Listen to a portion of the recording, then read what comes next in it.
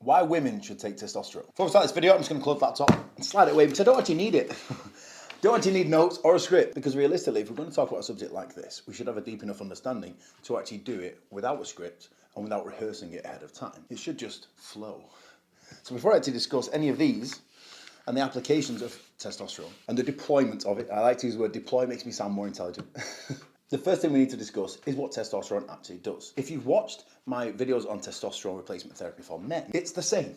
It's literally the same thing. The thing that changes is the level in our body or the amount we're going to take. That's the only thing that changes, which gives us a different outcome. However, the traits that would come from testosterone as a hormone are the same across the board. We're looking at increased assertiveness, increased energy, increased drive, increased muscle mass, more positive mood, decrease of depression, increased focus, and generally a better well-being and quality of life. And it's the same, same across the board. It's just when we start to go higher in the dosage, we start to see the androgenic side effects that would be more characterized with men, like deepening of the voice, clitoral growth, hair growth, and even you'll start to see like a restructuring of a female's face over time. If you start to see, it's more prone in women bodybuilders.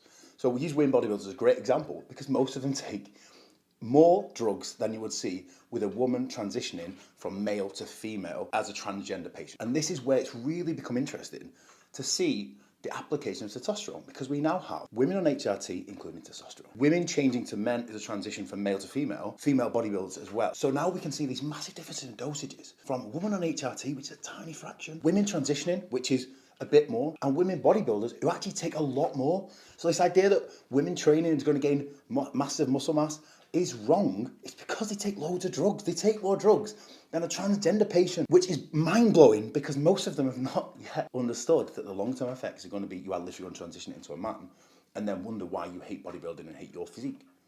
Because your whole physique starts to change. And you do see this in the higher categories of women. They get more of a masculine look when the drug dosages go up. Like the waist gets thicker, the face reshapes, the hair starts to fall away, hair goes dry, literally turn into a man. However, it's vastly different from a woman taking testosterone replacement therapy as part of an HRT protocol, or as a replacement for a low hormone output, or because you're using birth control, which is going to reduce your hormone output, and you're replacing that hormone as well.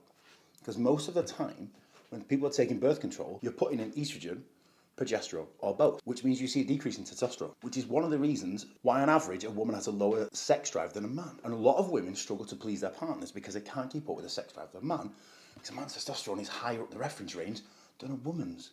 And we see this proven in blood tests when women are going pre-birth control or coming off birth control, really high healthy testosterone level, seeing great results in the gym, feeling fantastic, sex drive's high, they feel good, feel awesome, start taking birth control, feeling like because you'll probably have a flat line of all your hormones.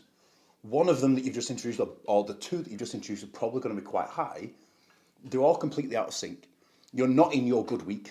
We all know that women have a good week when they're on the natural cycle. When they feel their best, hormones are at an optimal level for them. And realistically, it would be wise to get a blood test at that point, see what your hormones are, then you're trying to mimic that when you're on hormone replacement, birth control, or just generally through life if you want to feel good.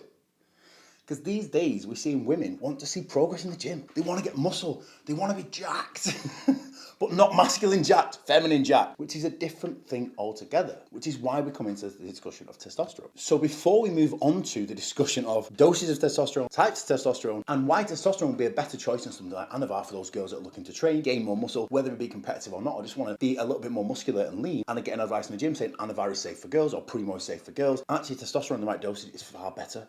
I will explain why in another video because this one has already gone on long enough. And I think it's a good introduction to why women would be better most of the time taking testosterone. Hopefully this video serves to give you ladies more clarity as to why testosterone is actually really beneficial for you. We just need to make sure it's in the right range. Too high, we're going to have problems. Too low, we're also going to have problems. I am going to do more videos going down this topic, discussing all the different aspects of it and how we could really get women to live the best quality of life possible in the modern world that we have today, where we are ultra competitive and seeing that women are now equaling and even kicking men's asses a lot of the time, and we need to make sure we're on a fair playing field. Gone are the days where women's feelings are just dismissed, and quite rightly, this subject should be discussed because we all should be living the highest quality of life possible. I'll catch you on the next one.